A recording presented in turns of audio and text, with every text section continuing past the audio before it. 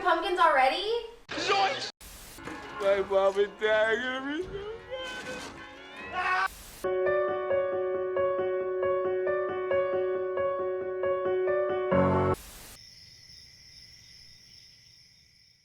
Hello everybody, happy spooky season. To get ready for Halloween coming up, I decided to finally watch Halloween Kills. Now initially, I was a bit hesitant to watch this film. I heard a lot of feedback when it first came out and it wasn't very well received upon release, but I am a big fan of the franchise, so I chose to be optimistic going into this. I was hoping for a fantastic follow-up to Halloween 2018, which also happens to be one of my favorite horror movies released in recent memory. But no. What we got was something even better, actually. This may be one of the most entertaining movies I've ever seen.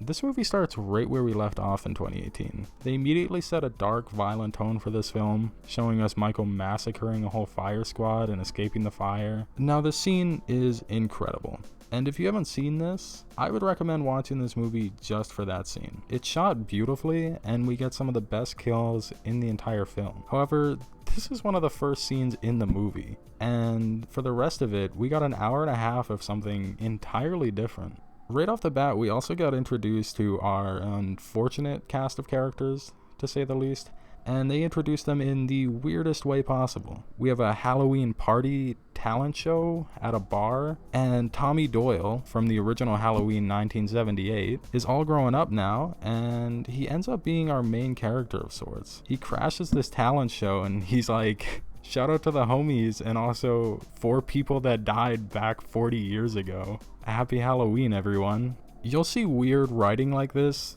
throughout the film, because this film is filled with a whole lot of shit that doesn't make any sense. At the bar, we also get introduced to some townspeople and side characters, which actually ends up being one of the strongest points of the film. They honestly do a great job at making connections in the small time we get with these characters. It makes it so much more impactful and heartbreaking when they eventually do die, especially with how brutal Michael is in the film. Like looking at Sandra and her husband at the start of the film, it's one of the best scenes in the film for that reason. We get maybe 30 seconds before Michael is introduced, and in that 30 seconds you really get a feel for their loving relationship. However, the longer this movie goes, the dumber the characters get, and no one's safe from the stupidity of the writing here. Speaking of shitty writing, look at the hospital. We get introduced to this giant-ass hospital complex in little old Haddonfield, which already makes no sense, and there was plenty of bodies sent there dead. I would say none greater than the movie itself. Unfortunately, we spend a good chunk of the movie stuck here, and it's the worst. We get Laurie sidelined in a bed to have a soft romance with the sheriff who should already be dead. Like, man, are we gonna act like this sheriff doesn't have Michael Myers levels of invincibility after that shit in 2018? And since Laurie gets sidelined in this film, surely we got some interesting new characters to watch. Let's see what they're up to right now. Evil dies tonight! Evil dies tonight! Okay then. Yeah, so we get stuck with this mob plot that is just insane. The movie tries to get us to sympathize and support the people of Haddonfield with the message that evil and horrible events can spread onto others and turn them into monsters too, which is fine, I guess. However, they try to get this message across in the most batshit way possible. The characters are so incredibly dumb, and it's so hard to make them likable.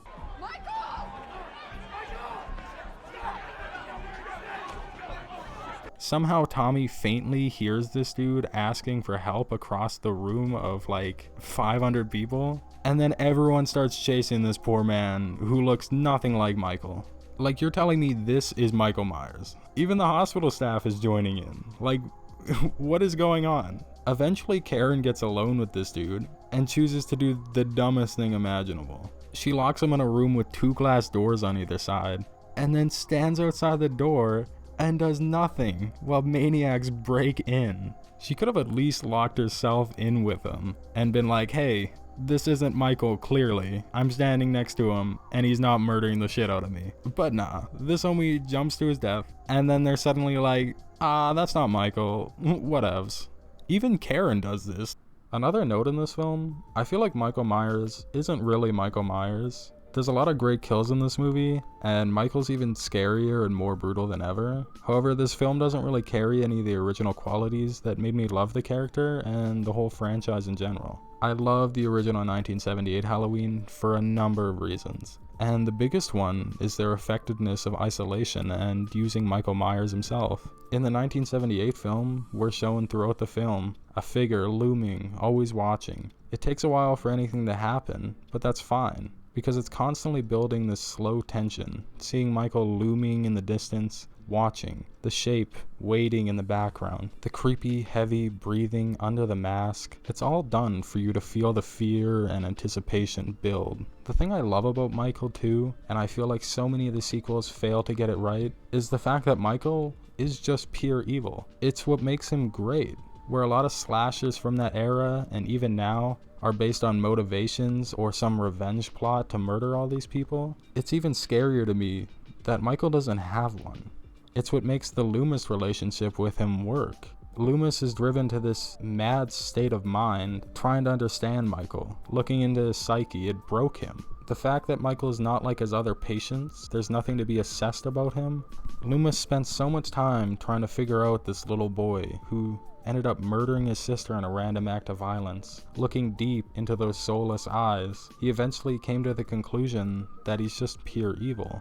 And so when Michael ends up escaping, Loomis gets even crazier because he realizes he not only failed to help and figure out Michael, but he also failed to contain this evil from escaping and spreading harm onto others. It's one of the best parts of the original film, and that relationship is something that made me fall in love with this franchise. Then the 2018 reboot came out, and although it's not perfect, I felt it kept some great elements of Michael while giving him new perspective.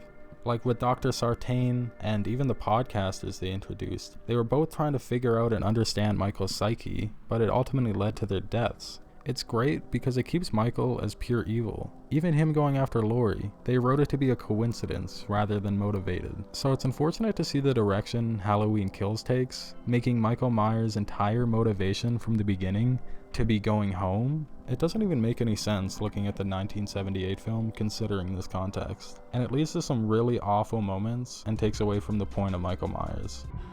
Michael.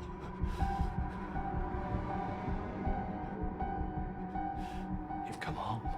Michael in this film feels more like a generic slasher than anything, and although the kills are great, it just adds to the fact that this isn't really Michael, and for the cherry on top, they're bringing back his supernatural elements just because. They also attempt to make Michael like a renowned name in Haddonfield, making it seem like he's synonymous with the people there, and everyone's immediately willing to hunt him. It's an odd choice considering the context from the last movie, where the kids are talking about him like folklore. Hell, even the sheriff doesn't care. So it really makes no sense to have this crazed mob over Michael when it hasn't even been confirmed on any news outlets that Michael is actually the one behind the killings. To ask us to believe that Tommy Doyle was able to gather hundreds of people to mob like this just on pure namesake in the span of like 30 minutes is a bit wild. Now, I wanted to get to a few things I enjoyed from this film. Nothing. Okay, just kidding, but like, there's not much. I thought the flashback scenes were very well done, and they honestly brought me right back to the 1978 films. They put a lot of time into perfecting that time capsule, and it really shows in this film. They also have some small scenes that add great lore, like Lonnie getting bullied and projecting that onto Tommy, or the short dialogue with the officer who grew up with Michael. Of course, we get the legendary score that comes with the Halloween films, and there are some amazing new tracks composed for this film by John Carpenter.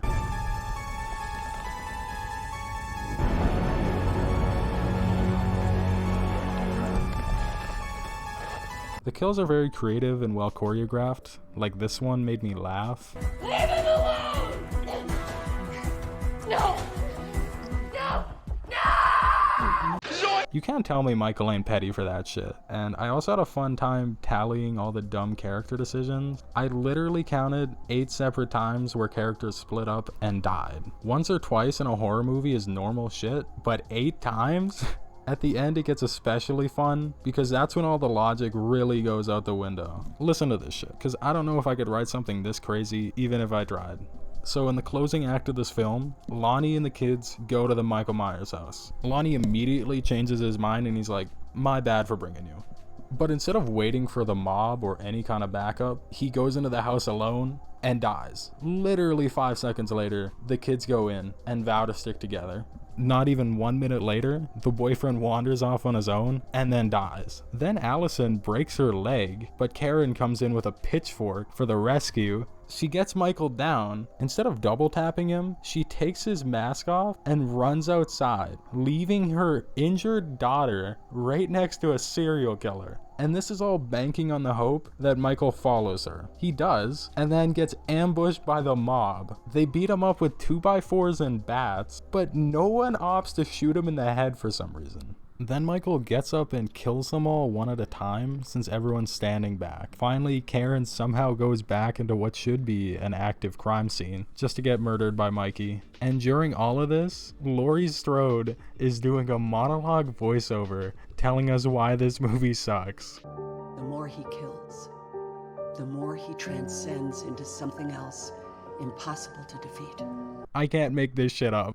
Now this all happens in the span of like 5 minutes. This movie is actually crazy. Overall, this film's a mess, but it's a lot of fun. You can't really fault the actors when they're written so poor and given dialogue like this. Just go off, look him in the eye. Swing off Huckleberry here. Say night-night. Night-night. This movie failed tremendously to follow up on its success from 2018, but they still got one more shot with Halloween Ends coming out this weekend. One thing this film didn't fail at was going to the top of my so bad it's good list, right up there with 13 and 14 cameras. Still waiting on 15 cameras, gonna be a cult classic when it comes out. Anyways, that's all the time I could mentally put into this. I'm looking forward to checking out Halloween Ends this weekend. Whether it's good or bad, I guess we'll find out. I'm also working on a big project coming up, so look out for that sometime next month. Appreciate your time, stay safe, love ya. The goblins will catch you if you don't watch out. They take you and shake you until you shout. Stop, look, and listen. It's Halloween.